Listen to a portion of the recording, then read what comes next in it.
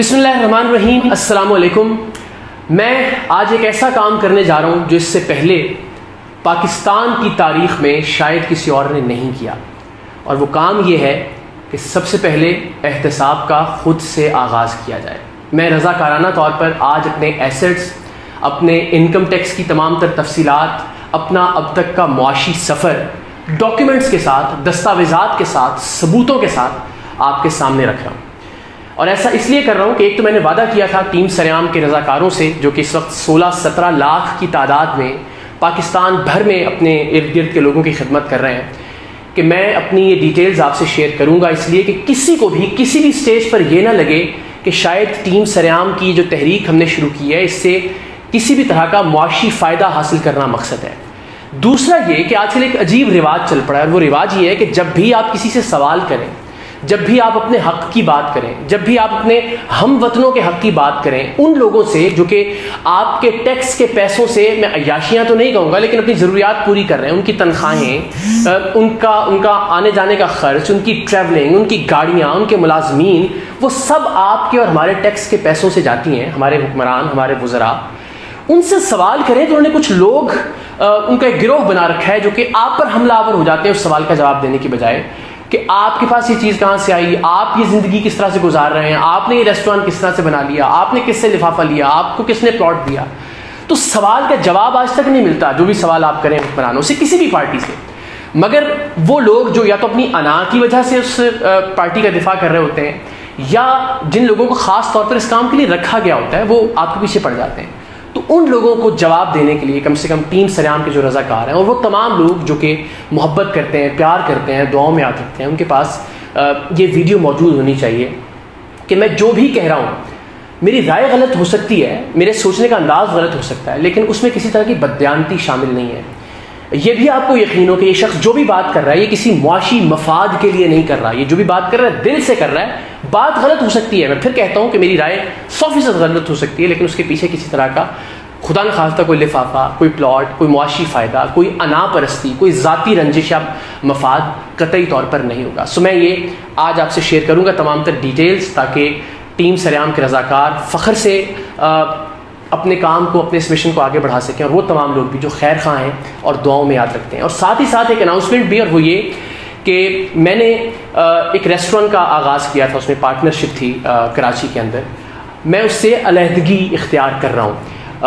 आज मैं उसको नहीं छोड़ रहा हूँ इसलिए कि अभी ये मुश्किल सफ़र है। 150 लोग जो उस रेस्टोरेंट से वाबस्ता हैं, उनकी तनख्वाहें, वो तमाम तर मामलात जो कि उनके घरों के चूल्हे जलने से वाबस्ता हैं, वो मैं कोशिश कर रहा था कि उसको पूरा किया जाए। तो जिस दिन ये रेस्टोरेंट ओपन हो जाएगा, मैं ऑफिशियल डॉक्यूमेंट के साथ मेरा जो शेयर है, जो मेरी इन्वेस्टमेंट है उस रेस्टोरेंट के अंदर, जितना मैंने उसके अंदर मेहनत की, वो सब कुछ ऑफिशियली हुकूमत के जो रजिस्ट्रेशन के ऑफिसेज हैं उनके अंदर सबमिट करवा दूंगा कि जो मेरा शेयर है मैं उससे दस्तबरदार हो रहा हूँ, और उसका जो भी प्रॉफिट फ्यूचर में आने वाले वक्त में हो, उससे जो गरीब लोग हैं उनके खाने का बंदोबस्त किया जाए। वो किसी ट्रस्ट की शक्ल में हो, वो किसी इदारे के नाम कर दिया जाए, वो किसी भी तरह से, वो मैं एक अलग वीडियो में आपसे तमाम तर डिटेल्स शेयर करूँगा। अभी मैं सिर्फ आपको ये बता सकता हूँ, अल्लाह ताला की ज़ात को हाज़िर नाज़िर जान के, कोई भी इदारा ऑडिट कर ले, कोई भी हुकूमत तहकीक कर ले, कोई भी आ जाए, मैं डॉक्यूमेंट्स रख देता हूँ सामने कि लास्ट अक्टूबर से इस रेस्टोरेंट का आगाज़ हुआ था, 7-8 महीने हुए हैं इसको।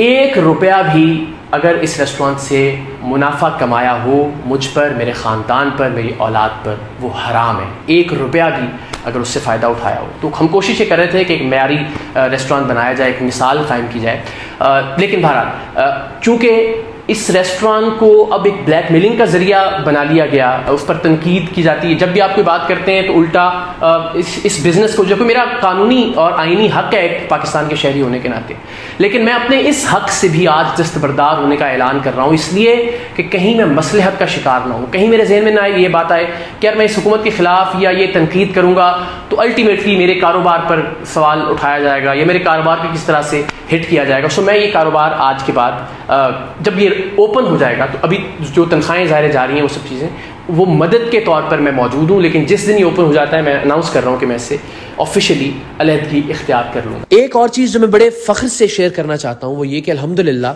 ये कोरोना और इसके बायस जो लॉकडाउन हुआ, इसके बावजूद किसी भी एक शख्स को ریسٹوران میں سے نوکری سے نکالا نہیں گیا الحمدللہ، بلکہ جب کمپلیٹ لاک ڈاؤن تھا تب ہم نے جو کم تنخواہ والے ورکرز تھے ان کو ساتھ راشن بھی ایکسٹرا فراہم کیا الحمدللہ اللہ تعالیٰ کی مہربانی سے، ورنہ ریسٹوران تو مکمل نقصان میں ہے۔ ظاہر ہے ابتدا میں ریسٹوران مکمل طور پر بند رہا، پھر صرف ہوم ڈیلیوری کھلی اور ظاہر ہے ڈائن ان نہیں کھلا، تو اس نقصان کے باوجود الحمدللہ آج کی تاریخ تک کسی بھی ایک ورکر کو نوکری سے نکالا نہیں گیا اللہ تعالیٰ کی مہربانی سے۔ اور ایک بات جو کہ میں پہلے بھی کہہ چکا ہوں اور میں الگ سے بھی ایک ویڈیو جب بناؤں گا تو اس میں بھی آپ کو ڈیٹیلز یہ ڈاکومنٹ کے ساتھ یہ ثابت کروں گا کہ پورے پاکستان میں سائز کے اعتبار سے صوبائی حکومت کو سب سے زیادہ ٹیکس کلیکٹ کر کے دینے والا ریسٹوران تھا یہ الحمدللہ۔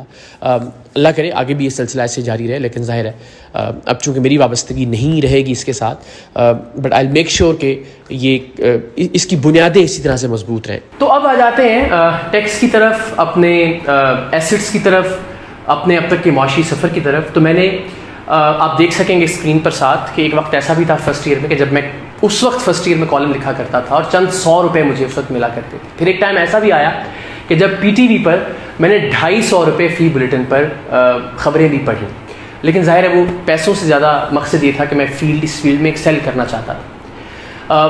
ایک وقت یہ بھی تھا 3rd ایئر 4th ایئر میں کہ میں لاہور کے ایک لیڈنگ اسکول میں 1 گھنٹے کی کوچنگ کلاس دیا کرتا تھا ڈیبیٹنگ کی، اور 1 گھنٹے کی کلاس کے 13,000 روپے چارج کرتا تھا۔ پھر دبئی میں جو میری پہلی نوکری تھی، اور میں وہ ڈیٹیلز انشاءاللہ میں نے کوشش کی ای میل کے تھرو حاصل کرنے کی، لیکن ظاہر وہ ای میل پر نہیں بینک کی ڈیٹیلز مل سکیں۔ تو جیسے ہی لاک ڈاؤن ختم ہوتا ہے موقع ملا دبئی جانے کا، تو میں کوشش کروں گا بینک میں جا کے خود وہ ڈاکیومنٹس حاصل کروں اور آپ سے وہ بھی شیئر کروں کہ میری جو پہلی تنخواہ تھی 2006 میں 9,500 درہم، جو کہ آج کے حساب سے 4.5 لاکھ روپے پاکستانی بنتے ہیں۔ یعنی 2005 میں میری پہلی تنخواہ، وہ جو لوگ پوچھتے ہیں نا کہ یہ پیسے کہاں سے آئے تو آپ کے پاس یہ آپ کا لائف سٹائل کیا ہے، تو اس وقت 4.5 لاکھ روپے آج کے 2005 میں پہلی تنخواہ کے طور پر میں لیتا تھا۔ پک اینڈ ڈراپ اس کے علاوہ تھا، اپارٹمنٹ اس کے علاوہ تھا۔ پچھلے 3 سال میں نے 4.5 کروڑ روپے کے قریب ٹیکس دیا ہے۔ میں انکم ٹیکس کی، ڈائریکٹ ٹیکس کی بات کر رہا ہوں، اس ٹیکس کی بات نہیں کر رہا جو کہ جو ٹریولنگ پر جو ٹکٹ میں لیتا ہوں جہاز کا اس پر بھی ٹیکس دینا پڑتا ہے، جہاں میں جس ہوٹل میں رکتا ہوں وہاں پر بھی ٹیکس دینا پڑتا ہے، جو کھانا ہم کھاتے ہیں اس پر بھی ٹیکس دینا پڑتا ہے، جو گروسری ہم خرید رہے ہیں اس پر بھی ٹیکس دینا پڑتا ہے، بجلی پر، گیس پر، ہر صرف سانس لینے پر ٹیکس نہیں ہے، باقی ہر چیز پر ہم ٹیکس ادا کرتے ہیں۔ میں اس ٹیکس کی بات نہیں کر رہا ہوں، وہ لاکھوں کروڑوں روپے الگ سالانہ۔ 3 سال میں تقریباً 4.5 کروڑ روپے ٹیکس ادا کیا ہے۔ آپ ذرا ڈیٹیل بھی دیکھ سکیں گے اپنے ساتھ ساتھ کہ 2016-17 میں تقریباً 1 کروڑ 45 لاکھ روپے کا ٹیکس ادا کیا۔ اور یہ جو بھی ڈاکومنٹس آپ دیکھ رہے ہیں، ظاہر ہے یہ میں پبلک جب کر رہا ہوں تو یہ کوئی بھی حکومت، کوئی بھی ادارہ، کوئی بھی وزیر کسی بھی طرح سے ویریفائی کر سکتا ہے۔ یہ FBR کے ڈاکومنٹس ہیں اور کسی بھی طرح سے ان کی تصدیق کی جا سکتی ہے، اور اگر کوئی ایسا شخص جو ذمہ دار ہے اور وہ چاہتا ہے کہ میں اس کی ویریفیکیشن کروا دوں تو میں اس کے لیے بھی تیار ہوں۔ تو 2017-18 میں 1 کروڑ 44 لاکھ روپے ٹیکس ادا کیا، اور 2018-19 میں 1 کروڑ 7 لاکھ سم تھنگ یہ ٹیکس ادا کیا، جو کہ آپ اسکرین پر دیکھ سکتے ہیں۔ یہ اب پلیز یہ ایک سوال ایسا مت کیجیے گا اس کے جواب میں کہ یہ اتنے پیسے کہاں سے آئے آپ کے پاس، کیونکہ ظاہر ہے آپ ٹیکس اسی انکم پر ادا کرتے ہیں جو کہ ڈکلیئرڈ انکم ہوتی ہے، جو کہ لیگل انکم ہوتی ہے، جو کہ حق حلال کے پیسے ہوتے ہیں آپ کے، جو کہ آپ نے ریاست کو بتایا ہوتا ہے کہ یہ آمدن کا ذریعہ ہے میرا اور اس پر میں یہ ٹیکس ادا کر رہا ہوں۔ سو یہ تقریباً 4.25 کروڑ 4.5 کروڑ روپے کے قریب مجموعی طور پر ٹیکس بنتا ہے جو پچھلے 3 سال میں نے ادا کیا۔ اور حق حلال کے پیسوں کی بھی بات کریں تو اللہ تعالیٰ کی ذات جانتی ہے کہ بہت سے ایسے مواقع آئے جہاں میں نے اپنے حق حلال کے پیسوں کو بھی صرف اس لیے چھوڑا کہ آپ لوگوں کو ایسا نہ لگے کہ کہیں میں اپنی کریڈیبلٹی کو بیچ رہا ہوں۔ 2012 میں پہلا کمرشل آفر ہوا اور وہ کمرشل 30 لاکھ روپے کا تھا، اور اس وقت 30 لاکھ روپے میرے لیے بہت بڑی رقم تھی۔ میں نے وہ کمرشل نہیں کیا صرف اس لیے کہ آپ لوگ جتنی محبت کرتے ہیں کہیں یہ نہ سوچیں کہ اب دیکھو اس نے جو پیار کمایا ہے، جو کریڈیبلٹی کمائی ہے، اب اس کو بیچ رہا ہے ایک ڈبہ اٹھا کے کہ آپ یہ چیز خریدیں۔ پہلا کمرشل 30 لاکھ روپے کا، اور اس کی ای میل میرے پاس موجود ہے، کوئی ذمہ دار آدمی چاہے گا تو میں دکھا سکتا ہوں۔ 2012 کی ای میل بھی آج بھی موجود ہے اس ٹیلنٹ ایجنسی کی جو مجھے کی گئی تھی، لیکن میں شیئر اس لیے نہیں کر رہا ہوں کہ ظاہر ہے وہ ان کا ایک رائٹ ہے کہ ان کے معاملات کو نہ پبلک کیا جائے۔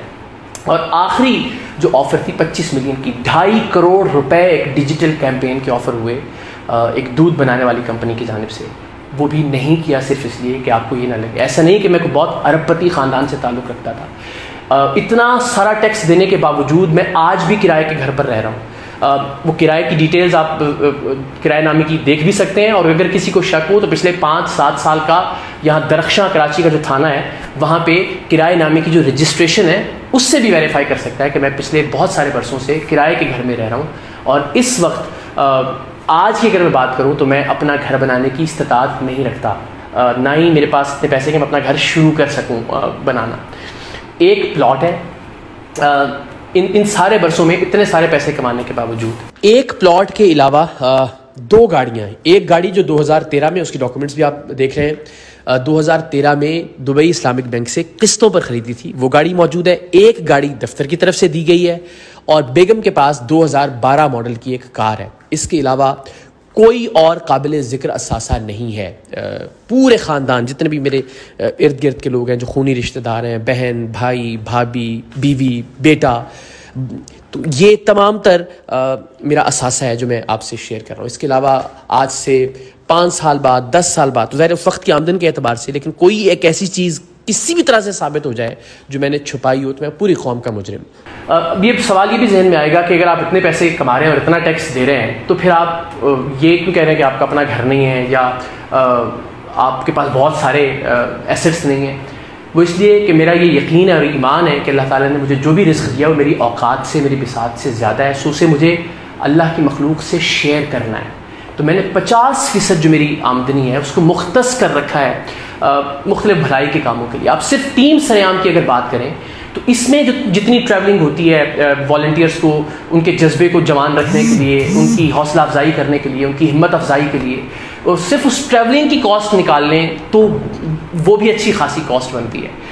ہم جو ایونٹس کرتے ہیں اس میں بھی 70% سے زائد اخراجات میں اپنی جیب سے ادا کرتا ہوں. ابھی ریسنٹلی ہم نے لاک ڈاؤن کے اندر الحمدللہ کوئی 3 لاکھ لوگوں کو کھانا کھلایا. وہ ریسٹوران میں نے جس طرح کہا کہ اس کی آمدنی سے نہیں کھلایا، اللہ تعالیٰ نے جو رزق دیا اس سے وسیلہ بنا ان لوگوں کو کھانا کھلانے کا. تو کوشش یہ کی کہ اپنے ارد گرد کے لوگوں کے لیے آسانی پیدا کریں، ریاست کا جو حق ہے، جو ٹیکس ہے وہ ادا کیا جائے، اور اپنی زندگی میں بھی جو الحمدللہ ایک بہتر زندگی، اپنے بچے کو ایک بہتر فیوچر، ایک اچھے اسکول کے اندر. لیکن اتنا ٹیکس دینے کے باوجود بھی آپ سوچئے کہ آپ کو سیکیورٹی گارڈ اپنی تنخواہ سے رکھنا پڑے، آپ اپنے بچے کو پرائیویٹ اسکول میں بھیجیں جہاں لاکھوں روپے سالانہ فیس آپ کو ادا کرنی پڑے، آپ بجلی کے بغیر زندگی گزارنے پر مجبور ہوں، آپ کو جنریٹر کے ذریعے گزارا کرنا پڑے، اور پھر آپ تنقید بھی نہ کر سکیں کسی حکمران پر، کسی بھی پولیٹیکل پارٹی کی حکومت پر، چاہے وہ صوبائی حکومت ہے چاہے فیڈرل گورنمنٹ ہے. جس پر بھی تنقید کریں آپ کو آگے سے گالیاں ملیں اور آپ پر سوال کرنا شروع کر دیا جائے. سو آج جتنی بھی ڈیٹیلز میں آپ سے شیئر کر رہا ہوں یہ صرف اس لیے کہ میں اپنی رائے کے حق کے اظہار کو لوز نہیں کرنا چاہ رہا. میں نے اپنے اس حق کو سرنڈر کر دیا آپ کے سامنے کہ میں بزنس نہیں کر رہا، میں بزنس سے الگ ہو رہا ہوں.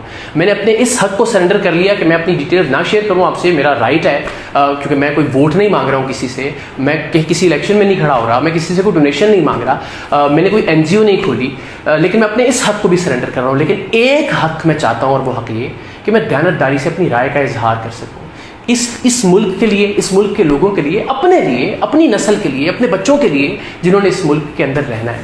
اور اگر یہ کوئی تصور کر لے کہ چونکہ میں ایک پولیٹیکل گورنمنٹ پر کر رہا ہوں اور پھر آگے سے جواب یہ آنا شروع ہو جاتا ہے کہ جناب آپ یعنی اس جواب سے تاثر ملتا ہے کہ جیسے میں جمہوریت مخالف ہوں، تو قطعی طور پر نہیں.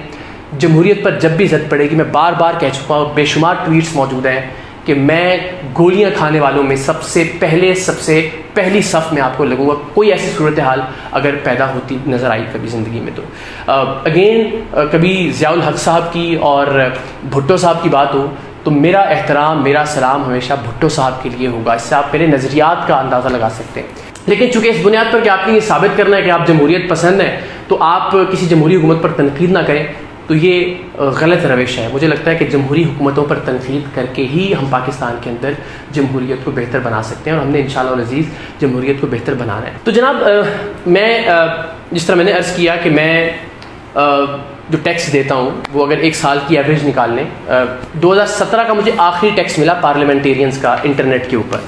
تو 2017 میں نے 1,44,00,000 روپیہ ڈائریکٹ انکم ٹیکس ادا کیا. باقی آپ سارے ٹیکسز کو سائڈ پہ رکھ دیجیے.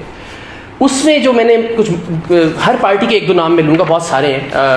سینیٹر رحمان ملک صاحب نے جس سال میں نے 1,44,00,000 روپیہ ٹیکس دیا, اس سال میں سینیٹر رحمان ملک صاحب نے 1,65,000 روپیہ ٹیکس دیا. میرا ایک مہینے کا ٹیکس 12 لاکھ روپے تھا, یہ سال میں 1,65,000. سعید غنی صاحب نے 7,76,000 روپے ٹیکس ادا کیا. ایک مہینے کی ایوریج 12 لاکھ روپے کی ایک عام شہری کی حیثیت سے میرا ٹیکس تھا, اور میں سوال بھی نہیں کر سکتا ان لوگوں سے. سردار ایاز صادق صاحب سردار ہیں ماشاء اللہ, آپ جانتے ہیں ان سب لوگوں کا گھومنے پھرنے کا انداز, ان کی گاڑیاں, ان کے گھر, ان کے دسترخوان, ان کے آگے پیچھے جو لوگ ہوتے ہیں, آپ اور ہم سب اچھی طرح جانتے ہیں کہ الیکشن پہ کتنے پیسے خرچ ہوتے ہیں. ٹیکس جو ادا کیا ذرا دیکھتے رہیے. ایاز صادق صاحب نے 2,90,000 روپیہ پورے سال کا ٹیکس دیا.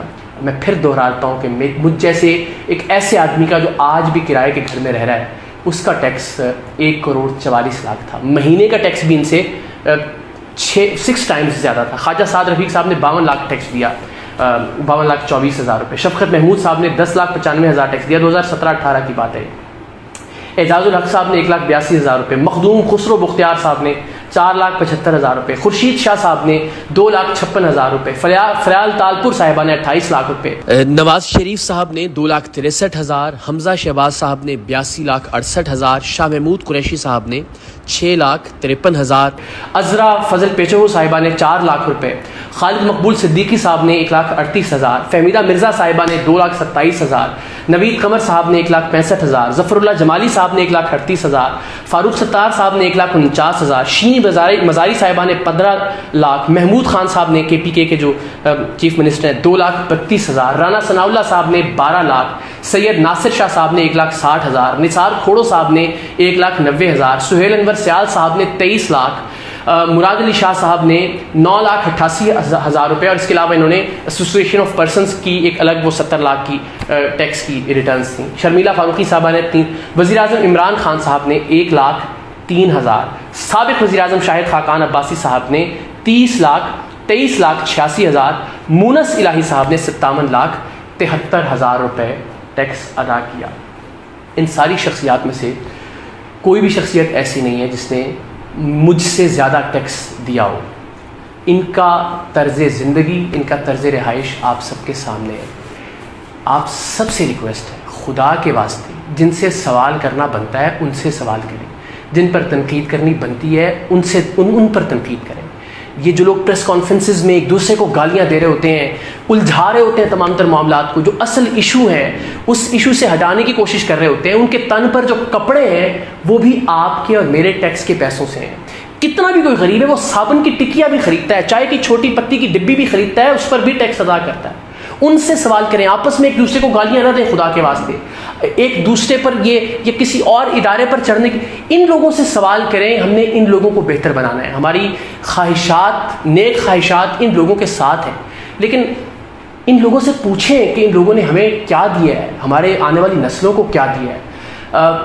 ایک دوسرے کا یہ احتساب ایسے ہی کرتے رہیں جیسے اب تک ہوتا رہا ہے. جب آپ اور میں ان کا احتساب کریں گے تو ٹھیک طرح سے احتساب ہوگا. جب آپ اور میں ان سے سوال کریں گے تو ٹھیک طور پر یہ کام کرنا شروع کریں گے, تو یہ خود پر پریشر محسوس کریں گے, ورنہ تو ایک دوسرے پر یہ الزامات کی بوچھاڑ جاری رہے گی.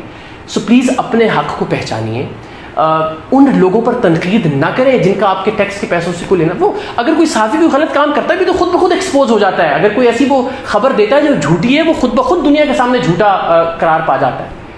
آپ ان لوگوں سے, اپنے لیڈر بھی ہیں اگر آپ کے, عزت کے ساتھ, احترام کے ساتھ ان سے پوچھیے کہ انہوں نے تعلیم کے لیے کیا کیا, انہوں نے پولیس کے نظام کو بہتر کرنے کے لیے کیا کیا, چاہے وہ صوبے میں ہے چاہے وہ وفاق میں ہے, انہوں نے صحت کے لیے کیا کیا, ہماری آنے والی نسلیں ان کی معیشت کو بہتر بنانے کے لیے کیا پالیسی ہے, ہمارے ملک کے سماج کو بہتر کرنے کے لیے کیا پالیسیز دی ہیں صوبائی حکومتوں نے, وفاقی حکومت نے.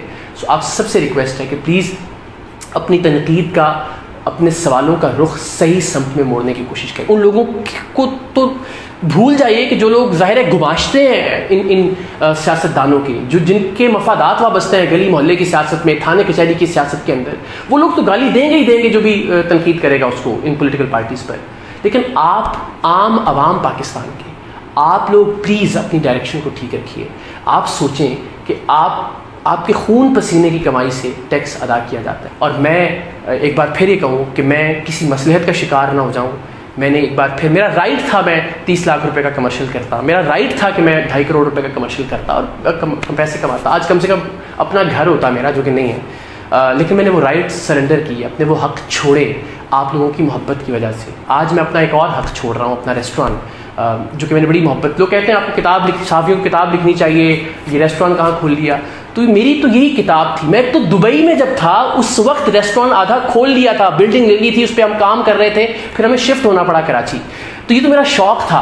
اور جو پروگرام میں کرتا ہوں اس کی نوعیت بھی یہ تھی کہ میں ایک ایسا ماڈل بنانے کی کوشش کروں کہ جہاں جو تنقید میں دوسروں پر کرتا رہا ہوں, کم سے کم وہ عملی نمونہ ہو کہ یار یہاں پہ وہ فلاز موجود نہیں ہیں. اور وہ میں نے کر کے بھی دکھایا الحمدللہ, اپنے طور پر کوشش کی بھی, لیکن میں اس رائٹ سے بھی دستبردار ہو کے اسے بھی اللہ کے نام پہ وقف کرتا ہوں, اپنے اس شیئر کو جو کہ اس ریسٹورانٹ میں. اینڈ آفیشیلی جس دن یہ پہلے دن اوپن ہوگا میں اس کی ڈاکومنٹیشن فائل بھی کر دوں گا اور آپ لوگوں سے پوری ڈیٹیل شیئر کروں گا. ریسٹورانٹ انڈسٹری کے کچھ راز بھی میں آپ سے شیئر کروں گا ایک الگ ویڈیو کے اندر. لیکن پلیز جو ہمارے بچوں کا حق ہے اس کے لیے لڑنا سیکھیے, آواز اٹھانا سیکھیے, سوال کرنا سیکھیے, ڈائریکشن اور اپنی سمت کو ٹھیک رکھیے. کس سے سوال کرنا ہے, کس پر تنقید کرنی ہے, کس سے پوچھنا ہے, کون آپ کو جواب دے. یہ بات ذہن نشین رکھیے, یہ بات یاد رکھیں. اللہ تعالیٰ پاکستان کا حامی و ناصر ہو. انشاءاللہ میں ٹیم سریام کے جانباز آخری سانس تک اپنے طور پر کوشش کرتے رہیں گے, کسی سے کچھ بھی مانگے بغیر, ہم کسی سے کوئی ڈونیشن لیے بغیر خدمت کرتے رہیں گے پاکستان کے لوگوں کی, اپنا خون دے کر, پودے لگا کر, لوگوں کی بھوک مٹا کر, جو بھی جس کے بس میں, جو بھی جس کی استطاعت میں ہے. آپ سے بھی ریکویسٹ ہے اپنے ارد گرد کے لوگوں کا خیال رکھیں, اپنا خیال رکھیں, پاکستان کا خیال رکھیں. یہ ہمارے سیاستدان ہیں, ہم ان سے سوال نہیں کریں گے تو اور کون کرے گا. سو آئی ہوپ کہ کم سے کم آج کے بعد تھوڑی سی تبدیلی ضرور آئے. سو میں بارش کا پہلا قطرہ بننے کی کوشش کر رہا ہوں کہ میں نے اپنی تمام ڈیٹیلز آپ سے شیئر کی ہیں. میری خواہش ہوگی کہ تمام لوگ جو کہ جن کی اوپینین اثر انداز ہوتی ہے دوسروں کی اوپینین پر, جن کی بات سے لوگ متاثر ہوتے ہیں, وہ اگر اپنی چیزیں لوگوں کے سامنے رکھیں تو بڑی اچھی بات ہے, اور وزن پیدا ہوگا ان کی گفتگو میں, ان کی بات میں, ان کی دلیل میں, ان کے موقف میں. سو میں نے اپنے طور پر اپنے 16 سال کے سفر کو شارٹ کر کے آپ کے سامنے رکھنے کی کوشش کی ہے. دعا کیجیے گا کہ اللہ تعالیٰ آگے بھی مجھے استقامت دے, پاکستان کی خدمت کرنے کی توفیق دے, اور ہم سب کو صحیح لوگوں سے سوال کرنے کی اور صحیح لوگوں پر تنقید کرنے کی توفیق. پاکستان زندہ باد.